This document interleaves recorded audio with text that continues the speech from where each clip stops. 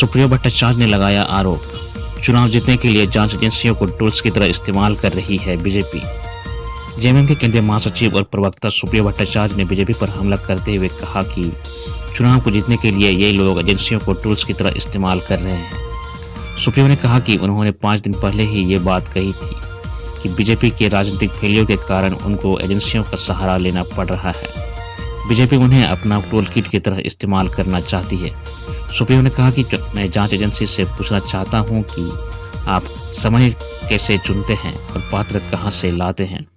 अगर यही करना है तो इसका फल क्या है? आप जांच कर रहे हैं, उसमें कोई बुराई नहीं है, लेकिन उसका क्या नतीजा आ रहा है, इस बात को साफ करना चाहिए। पूछा कि क्यों सूत्रों के हवाले से चीज़ों को बाहर लाते हैं। सुप्रियो ने सुप्रीम कोर्ट के उस कथन का हवाला दिया जिसमें कहा गया है कि ईडी की कार्रवाई पॉलिटिकल मंसूबे के तहत होती है।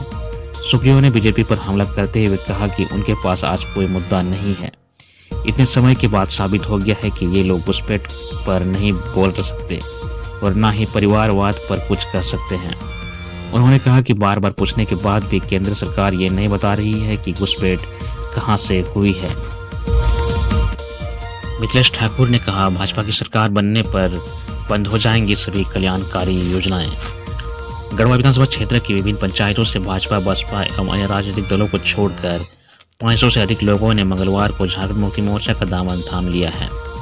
ये लोग गढ़वा विधायक और झारखंड सरकार के पेयजल एवं स्वच्छता, पर्यटन, कला, संस्कृति, खेलकूद व युवा कार्य विभाग मंत्री मिथिलेश कुमार ठाकुर के आवास पर झारखंड मुक्ति मोर्चा में शामिल हुए। इन सभी ने विधानसभा चुनाव में इंडिया गठबंधन के झामुमो प्रत्याशी मिथिलेश कुमार ठाकुर को जीत दिलाने का संकल्प लेते हुए झामुमो की सदस्यता ग्रहण की। मिथिलेश कुमार ठाकुर ने सभी को माला व पार्टी की पट्टा पहनाकर पार्टी में शामिल किया। इस मौके पर मिथिलेश कुमार ठाकुर ने कहा कि सभी लोग चुनाव चिन्ह तीर धनुष छाप पर मतदान करें एवं अन्य सभी लोगों को भी वोट देकर भारी मतों से जीतने की अपील करें ताकि हेमंत सोरेन के नेतृत्व में फिर सरकार बन सके। उन्होंने कहा कि राज्य में जितनी भी कल्याणकारी योजनाएं चलाई जा रही है, इन सभी योजनाओं को बरकरार रखने के लिए हेमंत सोरेन की सरकार बनाना जरूरी है। यदि गलती से भी भाजपा की सरकार बन गई तो सभी जन कल्याणकारी योजनाएं बंद कर देगी। इस अवसर पर झामुमो के केंद्रीय प्रवक्ता धीरज दुबे, जिलाध्यक्ष तनवीर आलम, सचिव मनोज ठाकुर, पूर्व सांसद कामेश्वर बैठा, चंदन जायसवाल, मनीष कमलापुरी सहित काफी संख्या में लोग उपस्थित थे। भाई सोरेन ने कहा, बांग्लादेशी घुसपैठियों से जमीन छीनकर आदिवासियों को वापस करवाएंगे। झारखंड के पूर्व मुख्यमंत्री चंपई सोरेन सोमवार को गिरिडीह में मरंगुरु के समीप मधुबन मुटबॉल मैदान में आयोजित मांझी परगना महासम्मेलन में शामिल हुए।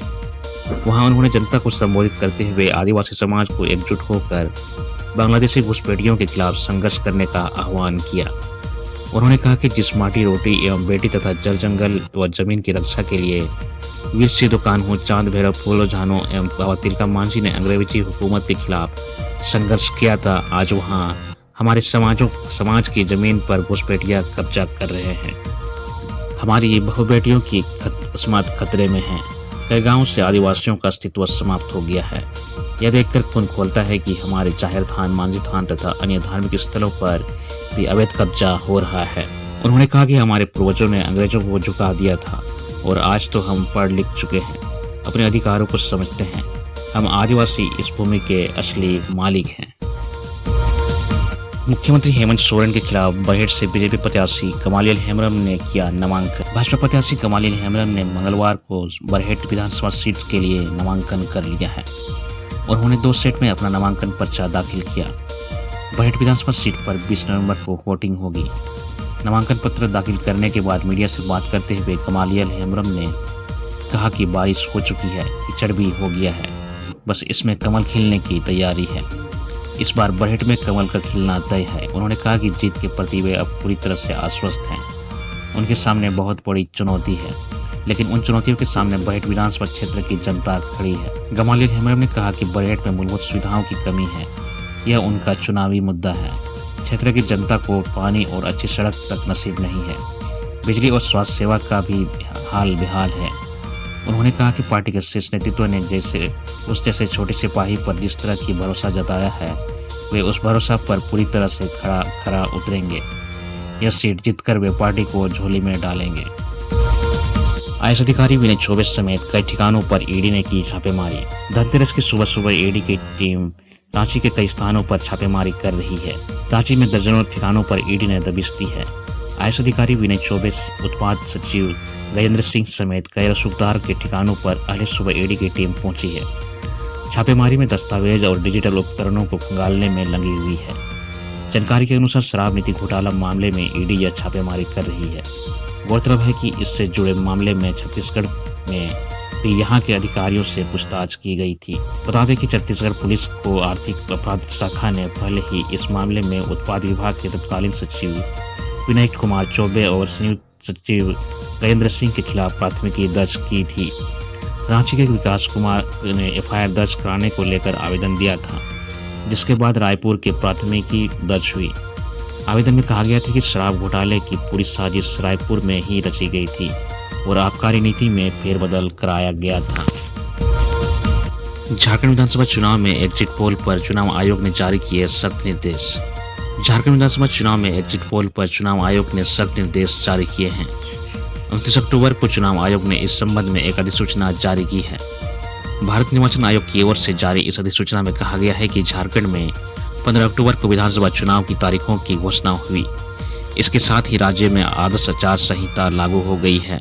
चुनाव आयोग ने representation of the people act 1951 section 126 के तहत यह निर्देश दिया है कि कोई भी व्यक्ति या संस्था किसी भी रूप में चुनाव के परिणाम से जुड़ा एग्जिट पोल प्रकाशित नहीं करेंगे। चुनाव आयोग ने कहा कि आम चुनाव या विधानसभा चुनाव के मामले में मतदान की पहली तारीख से लेकर आखिरी दिन के मतदान के आधे घंटे बाद तक किसी भी प्रकार के एग्जिट पोल पर रोक रहेगी।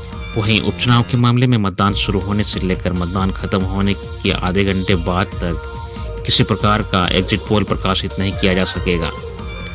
चुनाव आयोग ने स्पष्ट कहा है कि जनप्रतिनिधित्व कानूनों का उल्लंघन करने वालों के खिलाफ कानूनी प्रावधान के तहत सख्त कार्रवाई की जाएगी। ऐसे लोगों को 2 साल तक जेल अथवा जुर्माना या दोनों की सजा हो सकती है। चुनाव आयोग ने कहा कि 13 नवंबर को सुबह 7 बजे से 20 नवंबर को शाम 6:30 बजे तक किसी भी प्रकार के एग्जिट पोल के प्रकाशन और प्रसारण पर रोक रहेगी। इतना ही नहीं, निर्वाचन आयोग ने यह भी स्पष्ट किया है कि चुनाव के दौरान चुनाव से जुड़े किसी प्रकार के ओपिनियन पोल या किसी अन्य सर्वे को कोई भी इलेक्ट्रॉनिक मीडिया प्रसारित नहीं करेगा। कांग्रेस प्रभारी गुलाम अहमद मीर ने बीजेपी पर बोला हमला, कहा भाजपा को नहीं दिखता परिवारवाद। सोमवार को कतरास रानी बाजार में आयोजित कांग्रेस की चुनावी सभा में झारखंड प्रदेश प्रभारी गुलाम अहमद मीर ने बीजेपी पर निशाना साधा। उन्होंने कांग्रेस को परिवारवाद वाली पार्टी कहने वाली भाजपा बाघमारा और पूरे झारखंड में क्या कर रही है यह पूरे देश की जनता देख रही है। भाजपा को बाघमारा में परिवारवाद नहीं दिखाई दे रहा। अहमद मीर ने कहा कि झारखंड की गरीब जनता ने 136 करोड़ रुपए को केंद्र सरकार ने रोक रखा है। झारखंड सरकार ने कृषि लोन माफ कर किसानों को काफी राहत पहुंचाई है, जो भाजपा को नहीं पच रहा है। झारखंड सरकार अब महिलाओं को 2500 रुपया देगी। उन्होंने कहा कि भाजपा के शासन में महंगाई काफी बढ़ी है। अहमद ने कहा कि 4 दिन पूर्व कांग्रेस में आए कुछ लोगों को टिकट नहीं मिला तो वैसे लोग नामांकन करने लगे हैं। ऐसे लोगों से सावधान रहने की जरूरत है। इस दौरान लोकसभा सांसद सुखदेव भगत ने झारखंड सरकार द्वारा की जा रही कल्याणकारी योजनाओं की चर्चा की। उन्होंने कहा कि झारखंड में एक बार फिर से इंडिया गठबंधन की सरकार बनने जा रही है। इस बार इंडिया गठबंधन के प्रत्याशी जलेश्वर महतो को भारी मतों से विजयी बनावे। सड़क दुर्घटना में घायल युवक की मौत, आक्रोशित लोगों ने किया सड़क जाम। गिरिडीह शहर के नेताजी चौक पर मंगलवार को ट्रक की चपेट में आने से एक बाइक सवार युवक की इलाज के दौरान मौत हो गई। घटना के बाद आक्रोशित लोगों ने सड़क जाम कर दिया। मृतक कुरैशी मोहल्ला का रहने वाला शाहिद कुरैशी था। बताया जाता है कि शाहिद बुलेट पर सवार होकर घर से शहर की ओर जा रहा था। इसी बीच विपरीत दिशा से आ रही ट्रक ने उसे अपने चपेट में ले लिया, जिससे वह गंभीर रूप से घायल हो गए। घटना के बाद आनंद फानन में स्थानीय लोगों ने उसे सदर अस्पताल पहुंचाया, जहां चिकित्सकों ने युवक की गंभीर स्थिति को देखते हुए बेहतर इलाज के लिए धनबाद रेफर कर दिया। इसी बीच धनबाद ले जाने के दौरान रास्ते में ही उनकी मौत हो गई। घायल की मौत हो जाने के बाद आक्रोशित परिजनों एवं अन्य लोगों ने मिलकर सड़क जाम कर दिया।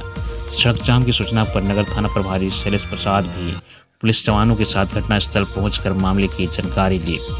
इस बीच कुछ युवकों ने जाम के दौरान हंगामा कर दिया। इस बीच उपस्थित पुलिस जवानों ने तुरंत शांत करा दिया।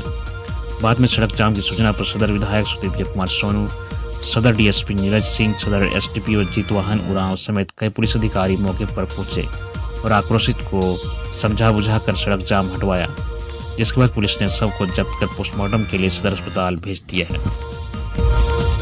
हजारीबाग के चर्चित नेत्री और पूर्व महापौर अंजलि बीजेपी पार्टी छोड़कर झामुमो में हुई शामिल। हजारीबाग नगर निगम की पूर्व महापौर और चर्चित बीजेपी नेत्री अंजलि कुमारी ने मंगलवार को झामुमो शामिल हुई। रांची स्थित मुख्यमंत्री आवास में मुख्यमंत्री हेमंत सोरेन की उपस्थिति में अंजलि कुमारी ने झामुमो की सदस्यता ली। सदस्यता के बाद अंजलि कुमारी ने कहा कि बीजेपी में झारखंडियों की कोई अहमियत नहीं रह गई है। अब छत्तीसगढ़, उड़ीसा, बिहार और यूपी के लोग बीजेपी को चला रहे हैं। उन्होंने कहा कि ये लोग स्थानीय झारखंडी कार्यकर्ताओं को गुलाम समझते हैं और उनकी अनदेखी कर रहे हैं। उन्होंने बताया कि इसका प्रत्यक्ष प्रमाण इस बारे में टिकट बंटवारे में दिखने को मिला। इसमें समर्पित कार्यकर्ताओं की अनदेखी की गई। उन्होंने कहा कि भाई साहब कल्चर के कारण झारखंड बीजेपी की नैया डूब रही है। उन्होंने कहा कि इस राज्य में झामुमो ही ऐसी पार्टी है जो हर वर्ग का एक जैसा ख्याल रखती है और पार्टी में कार्यकर्ताओं को भी पूरा सम्मान मिलता है। टीएसपीसी नक्सली संगठन के 3 कमांडर गिरफ्तार, 2 जवानों को मारने के हैं आरोप। पलामू पुलिस ने नक्सल विरोधी अभियान में बड़ी कामयाबी हासिल की है। पुलिस ने AK-47 राइफल सहित 3 नक्सली टीएसपीसी कमांडरों को गिरफ्तार किया है। ये नक्सली पलामू, लातेहार और चतरा में कई बड़े नक्सली वारदातों के आरोपी हैं। गिरफ्तार नक्सलियों से पुलिस की स्पेशल टीम पूछताछ कर रही है। उनके पास से AK-47 गोलियां और अन्य सामग्री बरामद हुई है। प्रतिबंधित नक्सली संगठन तृतीय सम्मेलन प्रस्तुति कमेटी के कई दस्तावेज भी मिले हैं। इससे कई खुलासे होने की उम्मीद है। बता दें कि 2023 में पुलिस ने नक्सलियों के खिलाफ एक अभियान चलाया था। अभियान से लौट रही पुलिस की टीम पर टीएसपीसी के नक्सलियों ने हमला कर दिया था। इसमें पुलिस के 2 जवान शहीद हो गए थे। गिरफ्तार किए गए नक्सली उसी हमले के आरोपी हैं। फिलहाल पुलिस अधिकारी गिरफ्तार नक्सली के बारे में जानकारी नहीं दे रहे। नक्सलियों से पुलिस को स्पेशल टीम पूछताछ कर रही है और सर्च अभियान भी चला रही है।